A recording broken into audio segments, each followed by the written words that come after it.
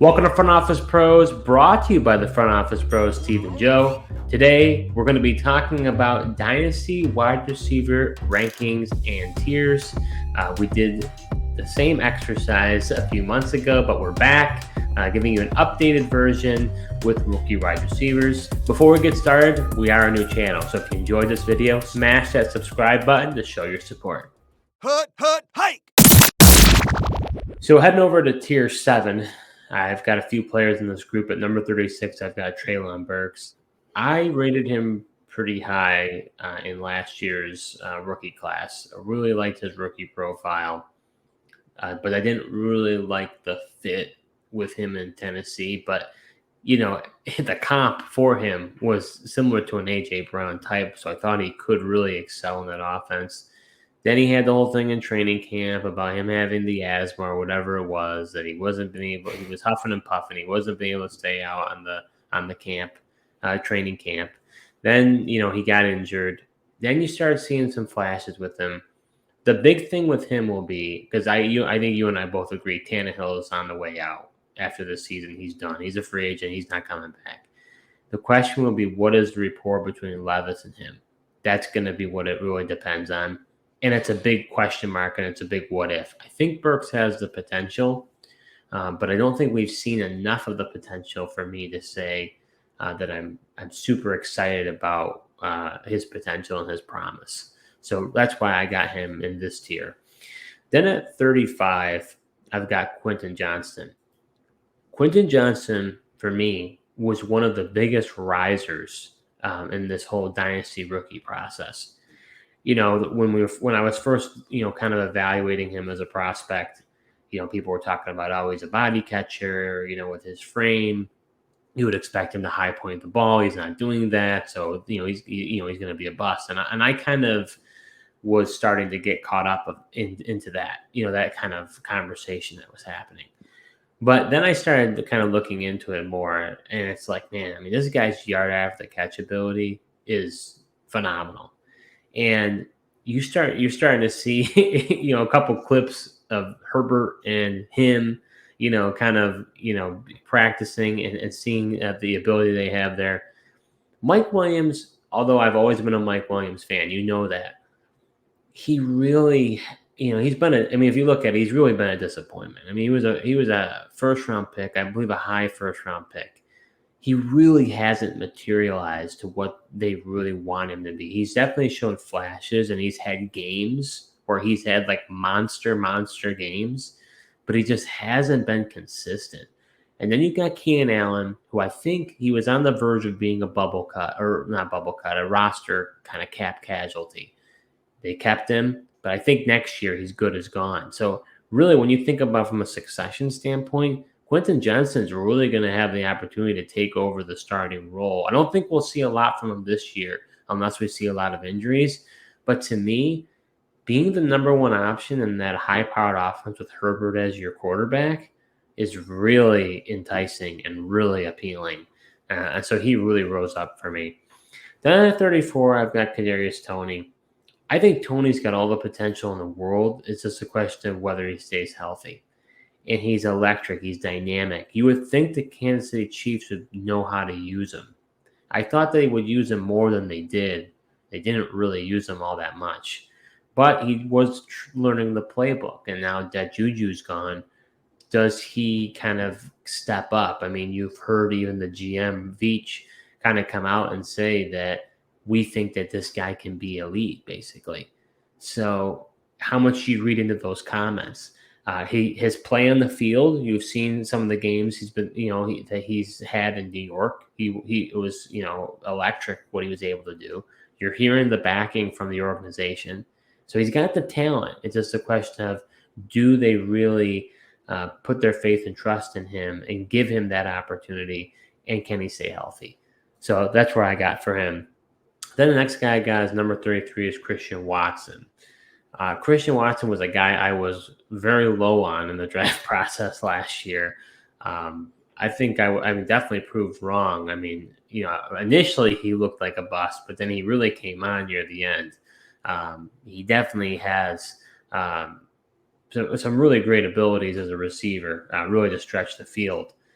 the one question mark with him will be what's the rapport like with him and Love. I believe Love and him connected on a long touchdown. There was a crossing route. I forgot what it might have been, a Monday night or Sunday night game, which was good to see. But we'll see what happens to him. But I really do like the potential for Watson. Then 32, I've got Jordan Addison. As far as the player goes, I actually think I like Zay Flowers and Quentin Johnston as far as a makeup, as a prospect. I like them better. But Addison went to the best place, without a doubt. Being across from Justin Jefferson, he's going to have so many opportunities to succeed. They allow Kirk Cousins to throw a ton.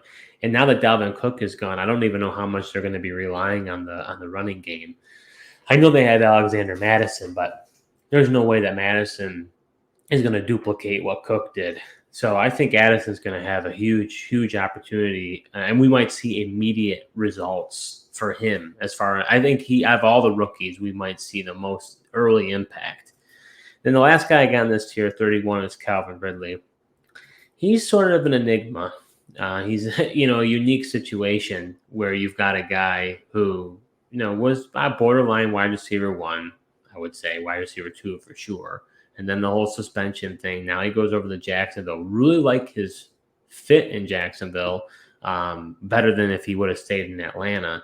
I think that Trevor Lawrence can definitely support him as a wide receiver 1. We saw what he was able to do with Christian Kirk last year. There are a lot of mouths to feed in Jacksonville with, like I said, with Kirk. Zay Jones had a resurgent year, or I think it might have been a career year for him and Evan Ingram. So can all those guys get supported along with ETN is the question. And does Ridley still have the stuff of what he had before? Or will he just, kind of resume where he was? So there's a lot of question marks with him, but it's hard to deny what he's done in the past and his potential. So, Joe, what are your thoughts on my tier 7? Yeah, just looking at it, I was honestly surprised you didn't have Quentin Johnston higher, just because I know how much he did rise for you in the pre-draft process. I don't necessarily hate the spot for him. I think he's definitely somewhere within the ranking. Could the one, Tony, I don't know. I'm probably a little more down on Tony than you. I think it's tricky with this Chiefs offense, who it's going to be. I think he's got all the talent in the world, but he has kind of proven that he's not he's an injury risk, can't really stay on the field. And I'm just worried that he's more of a gadget player than a player you could particularly, rely on a week-to-week basis. He's definitely that boomer bust type player, but there is room for those guys on your roster because you need those guys to win weeks for you too. So that's kind of the tough balance with him.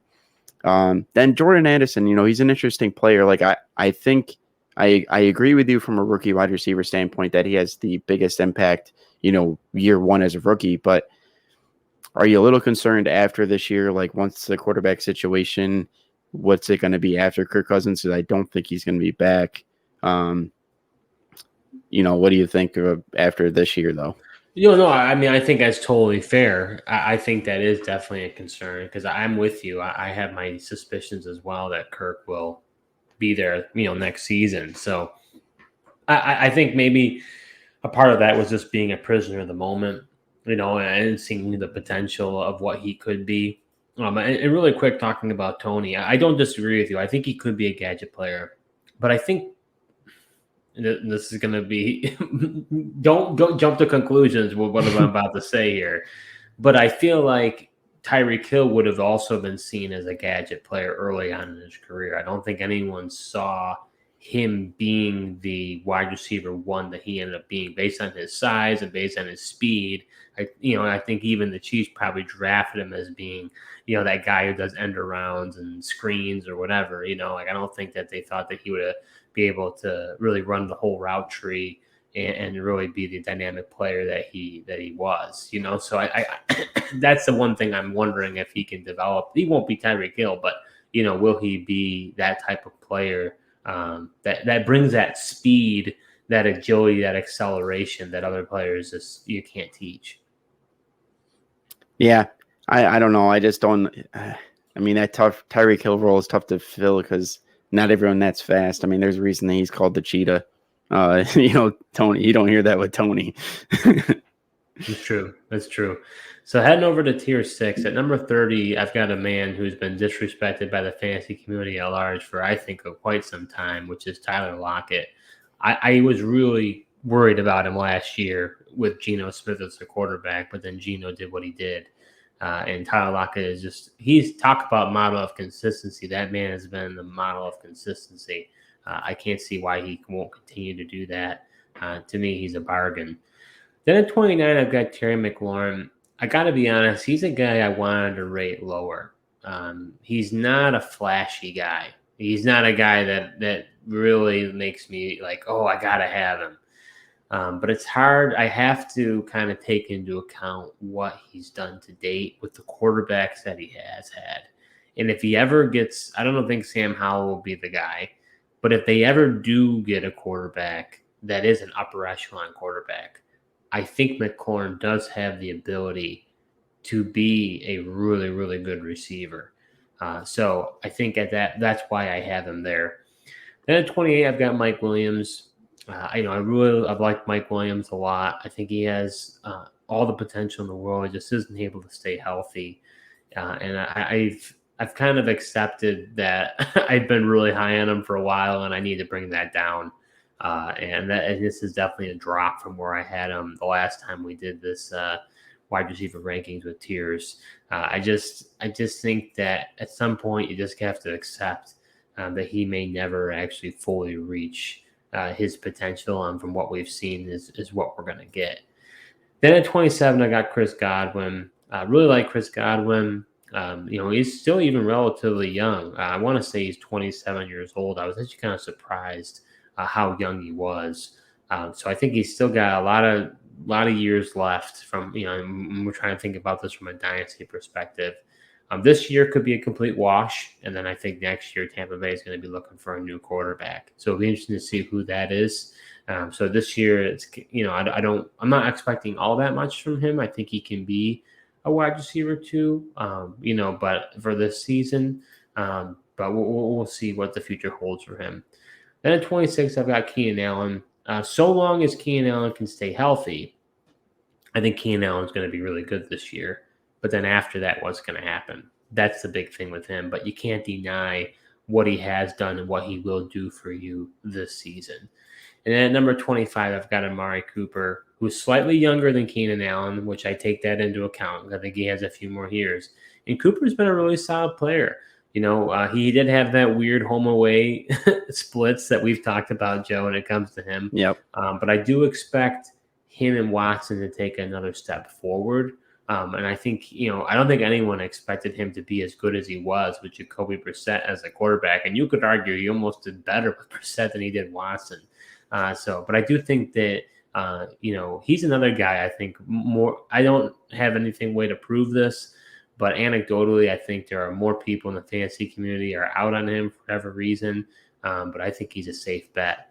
But Joe, what are your thoughts on my tier 6? So given these are your dynasty rankings, Steve, I'm a little surprised that you have Mike Williams ahead of Quentin Johnston, just because I don't know after this year, what's going to happen with Mike Williams, how many more years he's going to play. He's already been an injury-riddled guy. And I disagree with you that Quentin Johnston doesn't have a role this year in the offense. You don't draft a guy that highly in the NFL draft for him not to have a role. And I think definitely he's, probably going to play on the outside if I had to guess. And maybe they kick Keenan Allen in the, slot role. So I don't know. I like him a lot. I'd probably have him higher and, definitely drop Williams than you have him currently. So you anticipate Quentin Johnston almost to surpass Williams this season? Yeah, I wouldn't be shocked. I mean, Williams has just been hit or miss. He's not available on the field. And if Johnson can stay on the field and play, I mean, I think he's going to have a big role in the offense. You even saw guys like DeAndre Carter, who they had last year, filling in and, playing pretty decent. Like I said, you just don't put the draft capital that you do in Quentin Johnston for him to take a backseat in year one and not be that productive.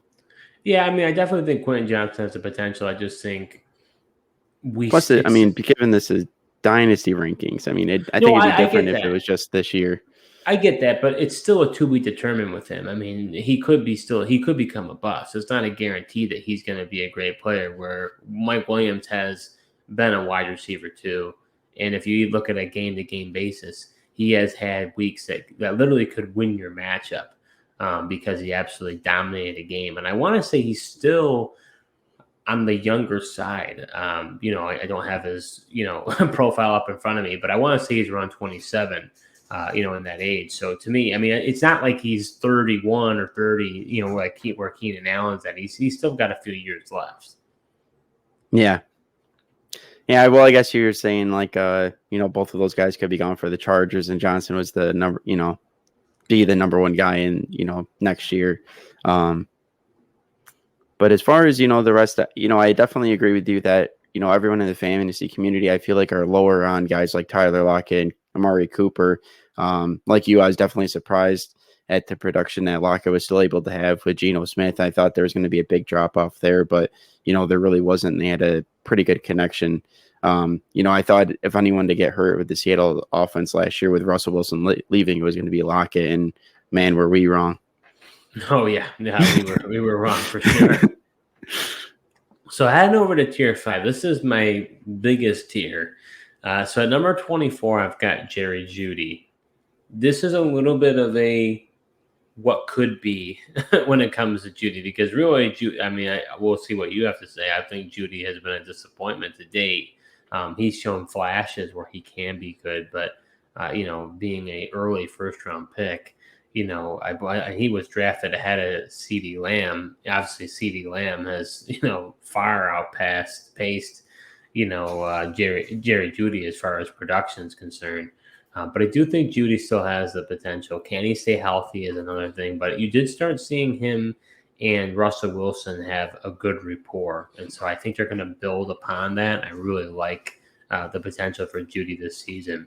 Then at 23, I've got George Pickens. I really like George Pickens. It's probably too high in your book. But like I said, to me, he is an alpha receiver. I think he could really take the next jump. My only question with him is, will he get enough opportunity with Kenny Pickett as a quarterback? I have my concerns that they're not going to let Pickett throw the ball a ton of times. He's a glorified game manager, in my opinion. I know Steelers fans aren't going to like it, but that's how I feel. So unless he shows me differently, I didn't see anything that would make me feel otherwise last season.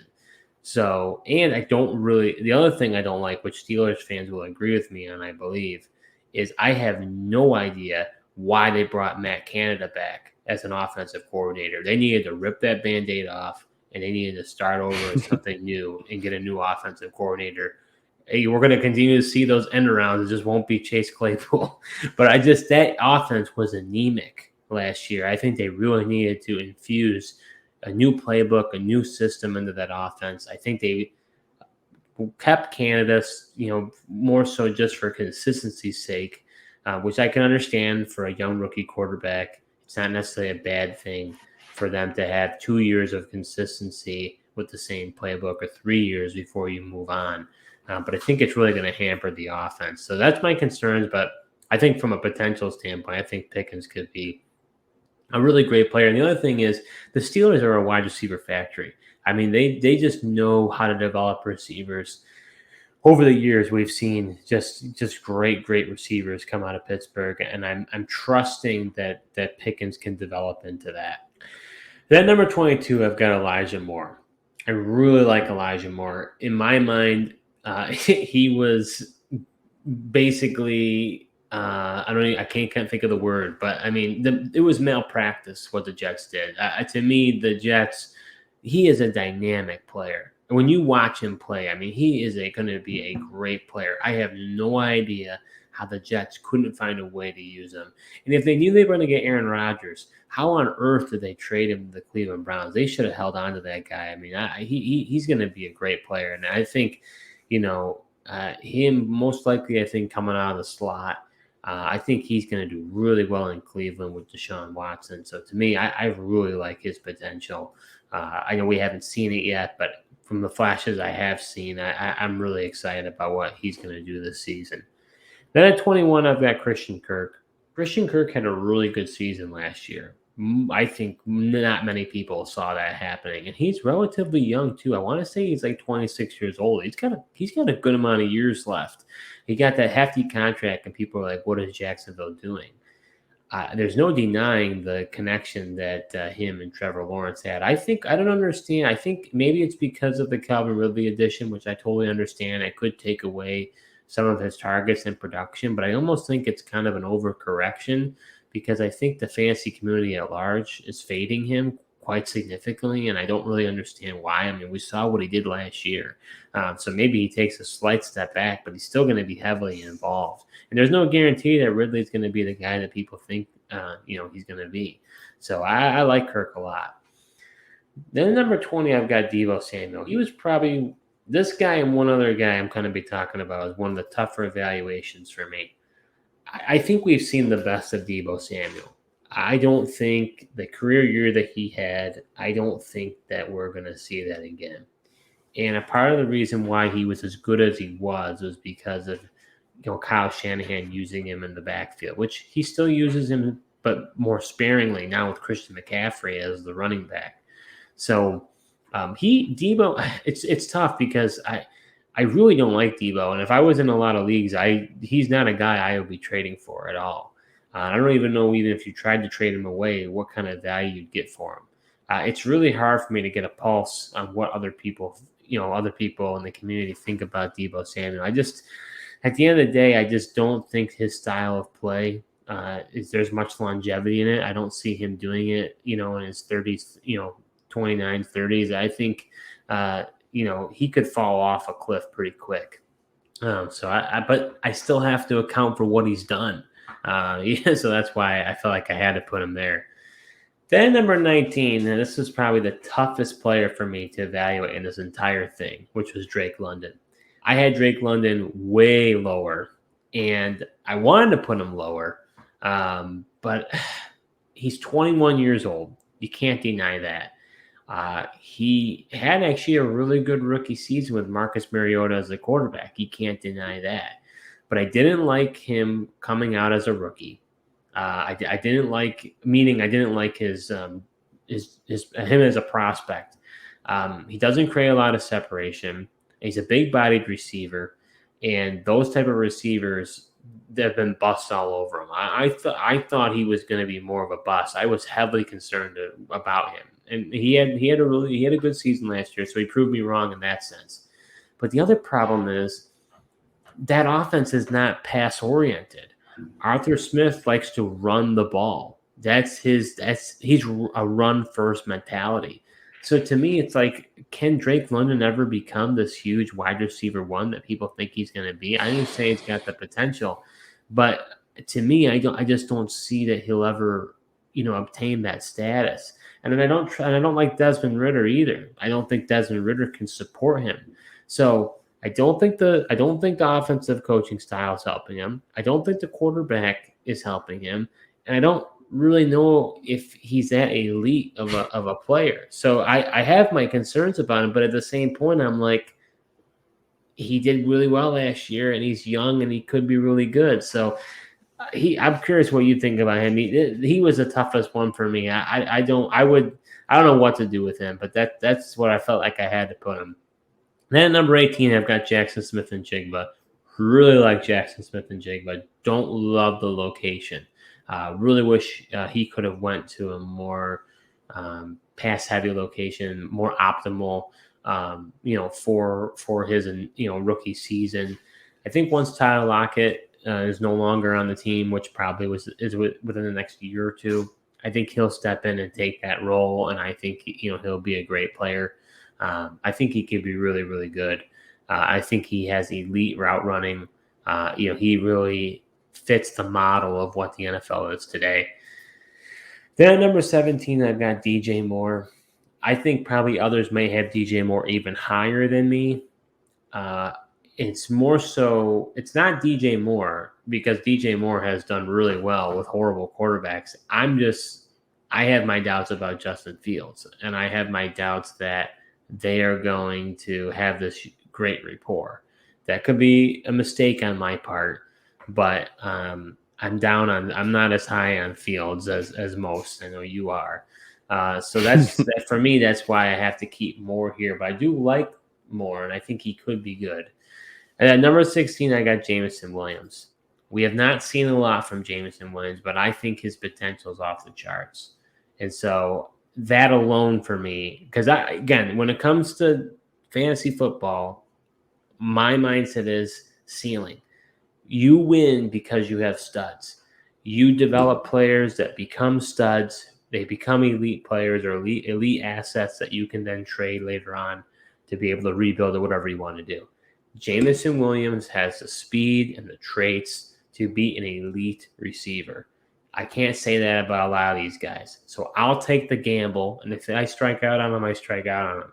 But to me, I really like what Detroit is doing as well. So, Joe, what are your thoughts on my tier 5? Yeah, well, first off, I mean, there's a lot to digest here. Definitely, There really is. Just tier here. Obviously, you mentioned I'm not as high on George Pickens as you. And I'm actually kind of surprised you put him here, and even ahead of Jerry Jeudy for that matter. Just because, like you said, you have concerns with the Pittsburgh Steelers offense, the passing volume that they have. I know you love the talent, but you doubt Kenny Pickett. You doubt Matt Canada, their offensive coordinator, but you have him here where Jerry Jeudy's in a far better situation with Sean Payton now. Should be more of potentially a more passing offense than the Pittsburgh Steelers. And, I know it's hard to have faith in Russell Wilson, but I highly doubt he's going to look as bad as he did last year, this year with Sean Payton. So it kind of is interesting your spot there for George Pickens, I feel like, because you talk about how much you love the talent, but then you have a lot of negatives there, but he's there at the end of the day. Like you, I don't really know what the Jets were doing with Elijah Moore. I think he's a really talented player and really like him this year on the Cleveland Browns. And talk about more of a passing attack from that team as well. They don't bring Kareem Hunt back. Nick Chubb is still there, but I think the passing volume is going up in Cleveland and really like his outcome. I agree with you. I think Drake London is a tough guy to kind of categorize. Interesting. Because like you said, I mean, he's 21. You can't deny his age.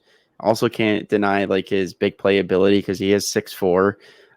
He's that big body guy. But I just hate Desmond Ridder. I don't really like him. I'm not a believer in him. And like you said, Arthur Smith loves to run the ball. They just got the best running back in the draft, 8 overall this year. I don't think 19th is the worst spot for him. I mean, I got to make my rankings here soon. And I just by looking at things, I think he is a tough guy to kind of slot. Just because I have more faith in the player than the team around him. But obviously the, offensive coordinator and the quarterback matter when it comes to receivers. Well, I mean, even when you think about when Arthur Smith was, the offensive coordinator with the Titans, A.J. Brown was good, but A.J. Brown took this enormous step when he went to Philadelphia and was with Hurts. That's when he became this elite receiver. Before that, he was good. I mean, he had good games, but, he wasn't that guy. Now he's that guy. Can we really be sure that Drake London can be that guy with this system? I just don't see it happening. Yeah, that's where I have my doubts, but that's what's tough. I like the player, his size, his potential ability there. Just if he gets traded, I mean, I think you could put him higher, and hopefully he gets a better quarterback than Desmond Ridder, or maybe the Atlanta Falcons. Don't do that well. Arthur Smith is gone, and then you find a better quarterback too. But like you said, it was hard to deny, even with all the. That situation he still had a pretty productive rookie season. So I think 19 is a fair spot where you have him. Like you, I really like Jackson Smith and Jigba. Thought he was the best wide receiver in this draft class. He's got that elite route running ability. He probably would have been picked a lot higher in the draft if it wasn't for all the hamstring injuries last year at Ohio State. He had to miss the whole season, but from what I've seen him, he's absolutely torn it up in college. I'm not as down on the spot as you with the Seattle Seahawks, just because outside of Metcalf and Lockett, they don't really have anyone else that is, garnishing targets.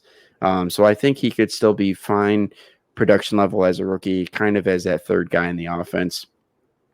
But talking on DJ Moore, you mentioned I definitely have way more confidence in Justin Fields than you.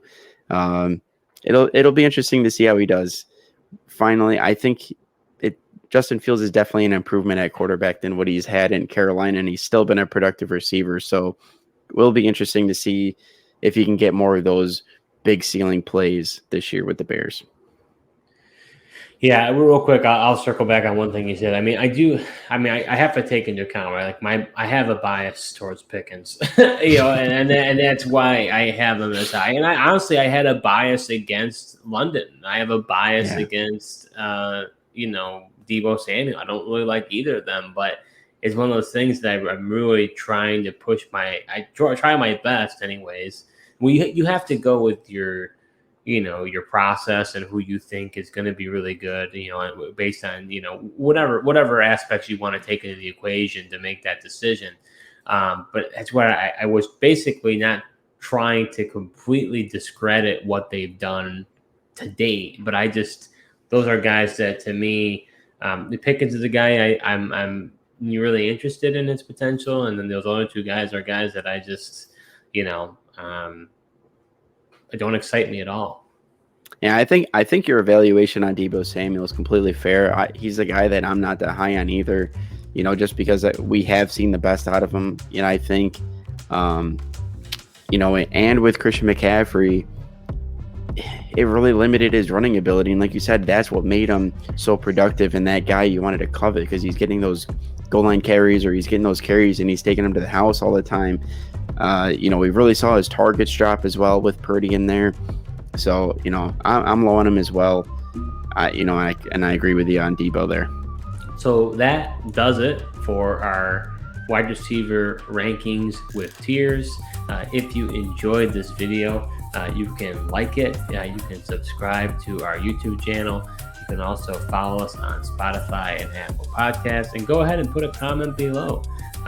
Do you agree or disagree with my rankings that I put in there? I'll probably get some tomatoes my way, I'm sure. But that's a part of the process. That's what I have as my rankings, and hopefully you can compare and contrast with others out there in the industry to help inform you on how you're going to construct your dynasty teams. But thank you so much for watching, and until next time.